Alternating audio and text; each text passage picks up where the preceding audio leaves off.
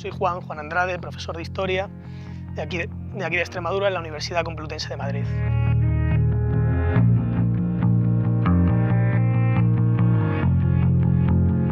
El Plan Badajoz se mueve ideológicamente entre el paternalismo social fascista y, sobre todo, los proyectos de modernización tecnocrática, en este caso en clave autoritaria, de la segunda mitad de los años 50. Desde el punto de vista teórico, tal y como se presenta el plan, lo que pretende es poner en cultivo nuevas superficies a partir del desarrollo de una infraestructura amplia de regadío para proveer de tierras a antiguos jornaleros y yunteros, y para crear al mismo tiempo una infraestructura de transformación industrial. Pero realmente tuvo muy poco de eso. O sea, los estudios al respecto nos hablan de que se instalaron aproximadamente 6.000, 6.500 familias, y que de la superficie puesta en regadío, aproximadamente la inmensa mayor parte, 100.000 hectáreas, estaban en manos de los grandes propietarios, ¿no? Y qué decir de la industria de transformación agraria, que fue mínima, algo hubo, pero fue mínima. Desde el punto de vista de los objetivos reales, el plan Badajoz pretendía, es verdad, que aplacar el hambre tan dura, tan terrible de los años 40, de la posguerra, que había servido también como un instrumento de dominación, de sometimiento, de escarmiento. Pretendía también abrir una oportunidad de negocio para viejos y nuevos empresarios agrícolas, pretendía proyectar una imagen moderna y benefactora del régimen, y particularmente pretendía acabar con la cultura redistributiva de la reforma agraria de la Segunda República. En este sentido, yo creo que el Plan Badajoz no es siquiera, si lo expresamos en términos gramscianos, una revolución pasiva, es decir, un intento de instrumentalizar los procedimientos del enemigo, le hace en este caso la redistribución de tierra, para lograr objetivos contrarios, llámese orden y paz social, sino que fue un nuevo episodio, mucho más refinado, de la gran contrarreforma agraria que emprende el régimen desde el 36. Ahora, el Plan Badajoz tiene también repercusiones importantes, trae transformaciones importantes, genera el desarrollo de algunos subsectores de la agricultura, implica nuevas formas de explotación del suelo, nuevas formas de organización del trabajo, supone también la creación pequeña de una red de pequeños campesinos, una demanda de fuerza de trabajo asalariada, una relación nueva entre productores, asentadores, distribuidores, y supone particularmente, ¿verdad?, la creación de nuevos pueblos y una redistribución y concentración de la población en el espacio, y con eso la disolución también de algunos de los antiguos vínculos de dominación. Y eso es verdad que genera pues unas condiciones de posibilidad para el desarrollo de una acción política de oposición a la dictadura. Ahora bien, las nuevas condiciones de posibilidad son solo eso, son condiciones de posibilidad para el desarrollo de una nueva acción política contra la dictadura, que depende en última instancia, eso es lo importante, que depende en última instancia de las aspiraciones políticas, del diseño estratégico, de la capacidad organizativa, del esfuerzo militante y de la consistencia ética de hombres y mujeres de carne y hueso. Porque si no, podemos sucumbir a explicaciones mecanicistas de un signo ideológico de otro.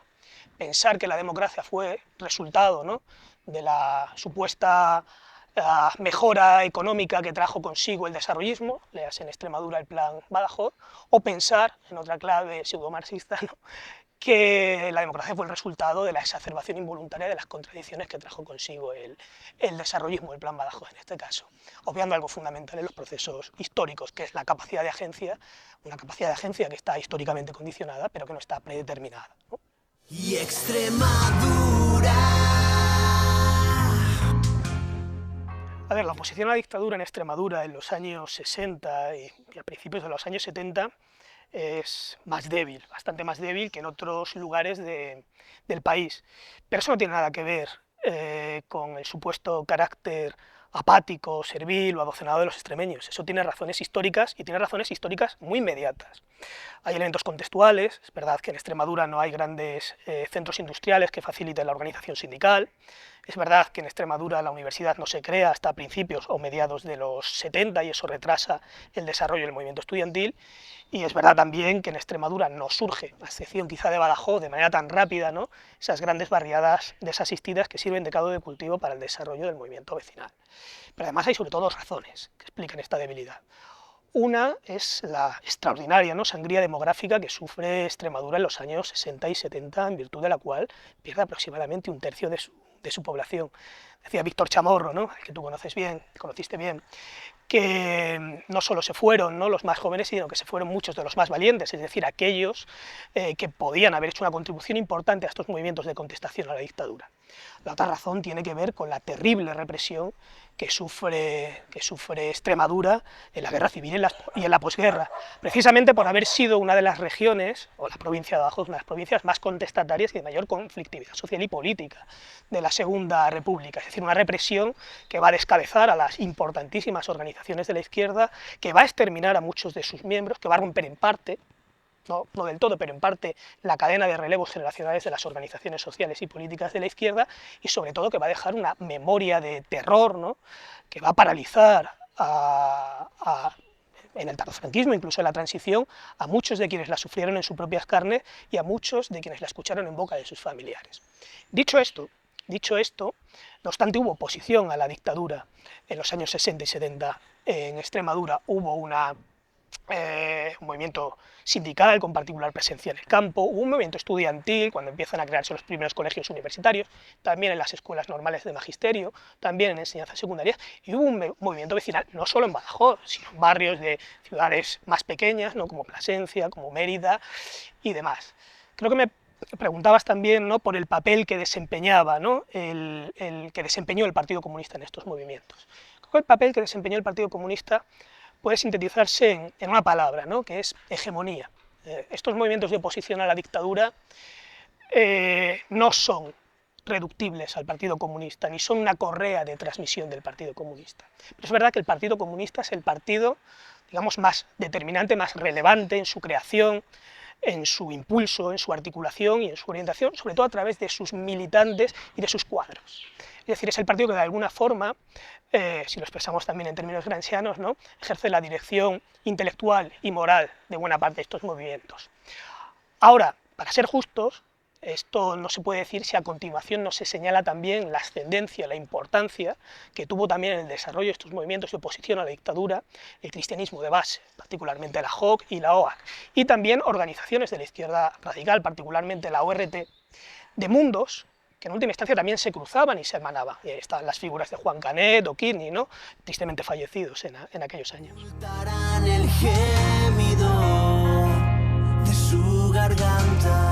A ver, la fortaleza del Partido Comunista en la oposición a la dictadura se debe a su capacidad para adaptar su estrategia política a los importantes cambios que estaba experimentando la sociedad española,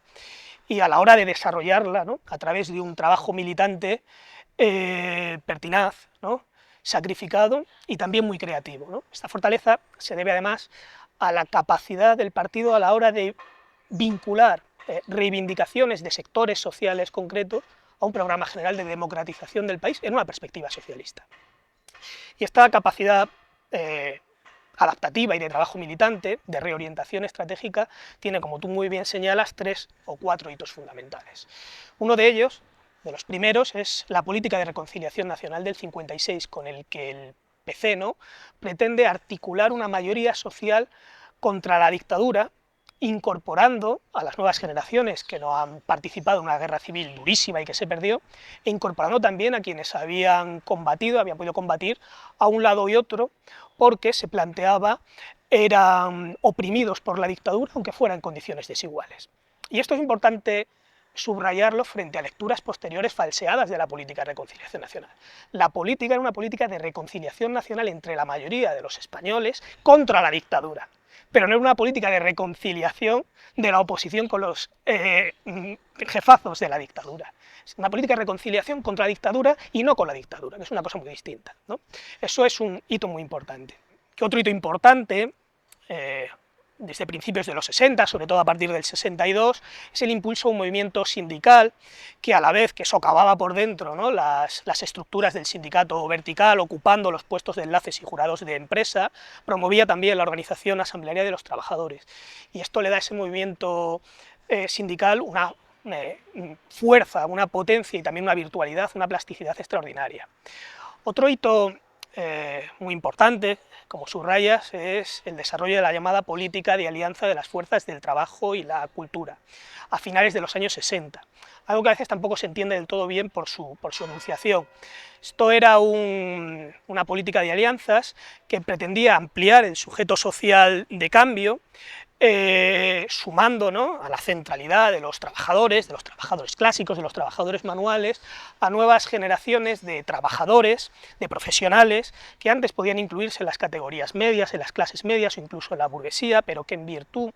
de lo que se dio en llamar la revolución científico-técnica y sus impactos en la organización del trabajo, pues eran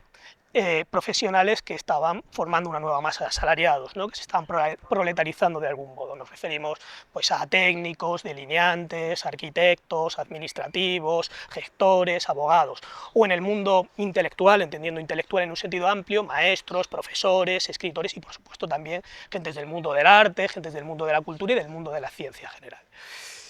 Y el Pacto para la Libertad, otro hito, ya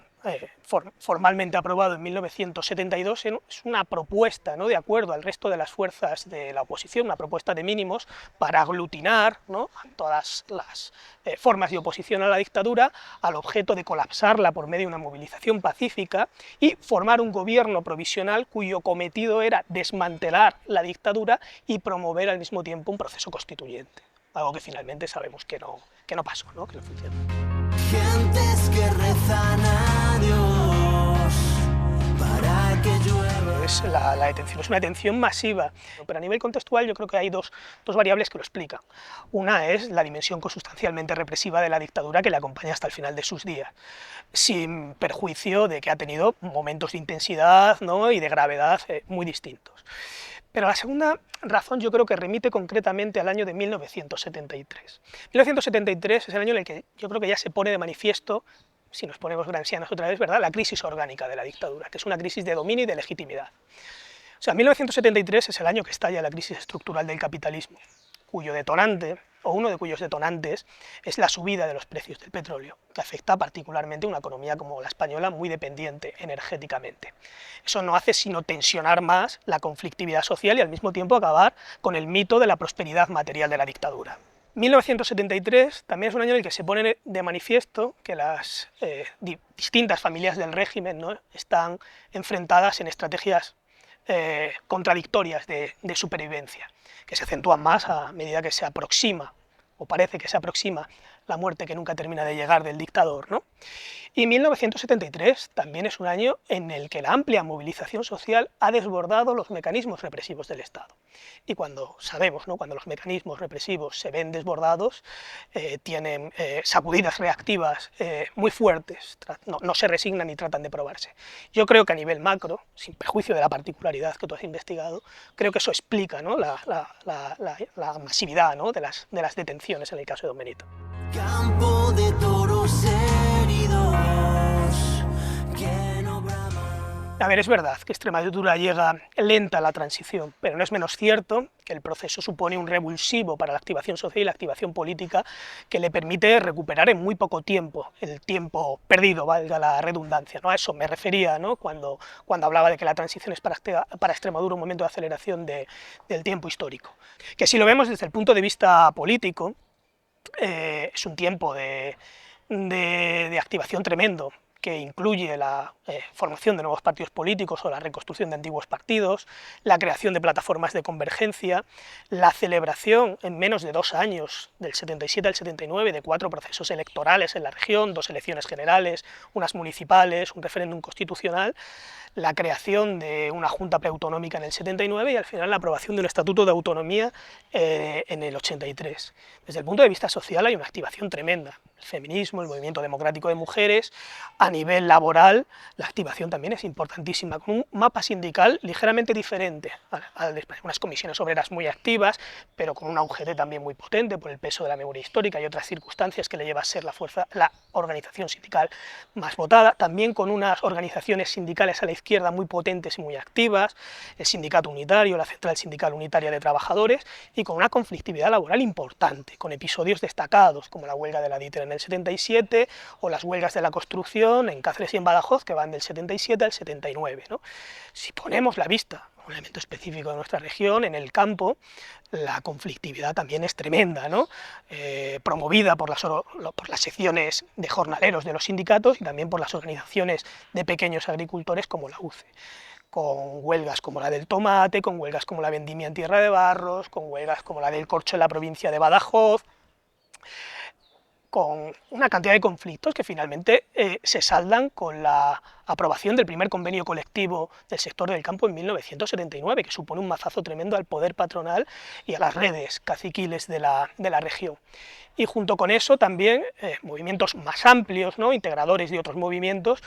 de carácter protoecologista o directamente ecologista, como la lucha contra las industrias papeleras en la ribera del Guadiana o contra la central nuclear de Valdecaballeros. Esos son ejes de lucha, ejes de conflictividad importantes en la Extremadura de la transición. Pero yo creo que buena parte de esos ejes convergen de alguna forma, esas luchas se hermanan en torno a una reivindicación, que es la reivindicación de una autonomía para Extremadura, entendida la autonomía como un proceso de aproximación del poder a los ciudadanos para sacar a Extremadura de la situación de marginalidad, de subalternidad, ¿no?, que ocupa en el marco de la organización territorial del poder del Estado y de la organización económica. Y al mismo tiempo también para sacudirse, ¿no?, la estrecha alianza entre el centralismo madrileño y el caciquismo autóctono que han atenazado a la comunidad. Yo creo que ahí el PC juega un papel muy importante, ¿no?, dotando de contenido y de capacidad organizativa ese movimiento, que en última instancia, en virtud también de otros elementos, finalmente termina capitalizando el peso. Soledad llena de encinas sobre campos con veredas. La transición, o más que la transición, las luchas de la transición supusieron conquistas importantes. Conquistas de libertades y de derechos fundamentales y de derechos sociales. Y creo que cualquier lectura, por crítica que sea con respecto a la transición, y la mía lo es, no puede obviar esas conquistas bajo el riesgo, ¿no?, de minimizar, infravalorar la capacidad y el mérito de los movimientos sociales que las procuraron, ¿no? Se construye un sistema parlamentario, ¿no?, basado formalmente en la división de poderes, el reconocimiento de derechos y libertades, la celebración de elecciones periódicas con libre concurrencia de partidos políticos,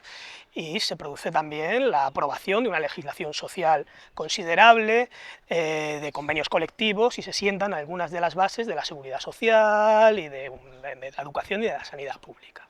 Eso hay que subrayarlo porque es mérito de esa activación social. Ahora bien, trajo continuidades evidentes, ¿no? En primer lugar, en la jefatura del Estado designada por el dictador,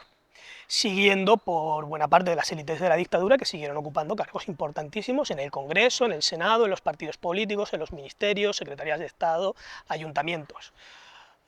Élites que siguieron patrimonializando cargos en la administración del Estado, particularmente en varias ramas, en la judicatura y en las fuerzas y cuerpos de seguridad del Estado. Y qué decir, ¿verdad?, de las oligarquías económicas, ¿no?, del país, que sobrevivieron perfectamente y se adaptaron perfectamente a las nuevas circunstancias. Muchas que venían de antes de la dictadura y otras que se crean en la dictadura y gracias a la dictadura. Pero además también es verdad que termina imponiéndose síntesis, ¿no?, a las que dan lugar los procesos históricos, también una cultura, ¿no?, de formación de nuevas élites que cristaliza sobre todo en los años 80, que lleva a un modelo, un sistema político, ¿no?, donde ha habido avances importantes, pero que no se corresponde, y sobre todo unas culturas políticas que no se corresponden con los idearios, con los imaginarios y con las aspiraciones de los movimientos antifranquistas. Una canción muy bonita, ¿verdad?, de Luis Llach, que dice: no era esto, compañero, no era esto, ¿no? O sea, no era esto por lo que cayeron tantas flores, no era esto por lo que lloramos tantos anhelos. Además, la canción es muy interesante, porque no se dirige, digamos, a un adversario, sino que se dirige a un compañero que ha podido perder incluso el horizonte que en un momento le inspiró, ¿no? Tanto más importante, ¿no?, que el debate acerca de qué objetivos de la oposición se cumplen o no, que es un debate abierto, y es verdad que se cumplen objetivos importantes. Hay otro debate que es acerca de en qué medida las organizaciones sociales y políticas más activas contra la dictadura salieron fortalecidas o debilitadas del proceso para acometer cambios ulteriores, que siempre es algo que cabe considerar, ¿no?, en organizaciones que tienen un horizonte transformador importante. En este sentido, mi opinión es que estas organizaciones más combativas, ¿no?, con el PC, ¿no?, al frente, salieron, como es obvio al final del proceso, mucho más debilitadas de cómo entraron. Porque se fueron las gentes de tu tu tierra. Obedece a varias cosas. Obedece en primer lugar a que la investigación histórica ha dependido en buena medida de la Universidad de Extremadura, una universidad muy pequeña que no se basta, como no se basta ninguna universidad, para investigar, ¿no?, los procesos históricos de su región. En segundo lugar, se debe a que las administraciones públicas de la región no han promovido, no han dispuesto mecanismos, vías de financiación o de difusión o de publicación para que la cantidad de historiadoras y de historiadores cada vez más y mejores que investigan sobre este proceso puedan hacerlo en unas condiciones medianamente dignas. Se debe también al hecho legítimo, ¿no?, de que, bueno, cada investigador lo hace también sobre aquellos temas que le resultan más interesantes personalmente, y a una cosa que tiene un interés colectivo, que es verdad que había que subsanar vacíos historiográficos que, habida cuenta del desarrollo tardío de la Universidad de Extremadura y del peso de la dictadura, no se habían investigado, como era la represión, como era la guerra civil, o incluso más tardíamente, ¿no?, el régimen de propiedad de la tierra en Extremadura. Pero hay otra razón importante, que tiene que ver con la proximidad, en muchos sentidos, del fenómeno, ¿no? La proximidad hace que haya gente, yo no lo creo, que piense que no hay todavía perspectiva suficiente para abordar el estudio con garantías, ¿no?, de ese tiempo próximo. La proximidad hace también que se dé una dificultad a la hora de acceder a las fuentes, porque son fuentes que todavía no se han catalogado y están más dispersas y por tanto son de más difícil acceso, y en ese sentido hay que reivindicar a las administraciones públicas que pongan fondos, ¿no?, para organizar esos archivos. Algunas cosas ya se están haciendo también por fundaciones, de sindicatos, etc.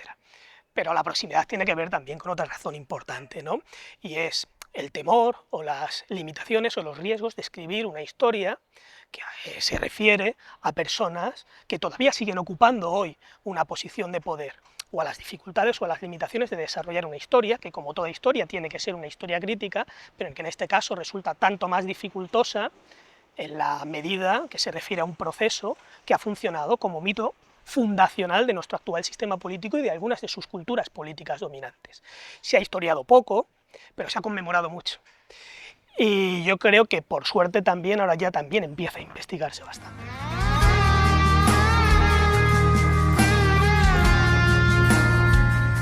Historia y memoria son dos formas distintas de aproximación al pasado. Dos formas distintas, pero dos formas hermanadas, porosas y complementarias de aproximación al pasado. La memoria, ¿no?, tiene la fuerza que le da la pretensión de agarrar la verdad de lo vivido, ¿no?, y la historia es una forma de aproximación al pasado racional y crítica, ¿no?, cuya capacidad radica en su carácter reflexivo, autorreflexivo, ¿no?, en sus procedimientos metódicos, ¿no?, en su voluntad probatoria y en su cautela o sospecha, ¿no?, hacia las fuentes y hacia los relatos de parte. Yo creo que una combinación de ambas cosas permite una aproximación múltiple, extraordinaria al pasado, pero creo además que hay que incorporar otra cosa, que es lo que se reivindica también desde la llamada historia pública, ¿no?, que es combinar desde su autonomía y desde el diálogo, ¿no?, la narración de los protagonistas del pasado, no solo como fuentes históricas que someter a juicio crítico, sino como sujetos capaces de construir una narración propia acerca de sus propias vivencias, ¿no?, con la labor específica de los historiadores, pero con la participación también del conjunto de la sociedad, ¿no? Entonces yo creo que de esa convergencia de protagonistas, historiadores y sociedad en su conjunto puede surgir una historia construida colectivamente que tenga un potencial emancipador, ¿no?, que es en lo que estamos.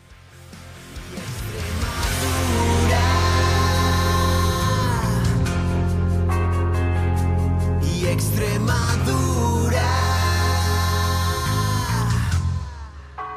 levántate.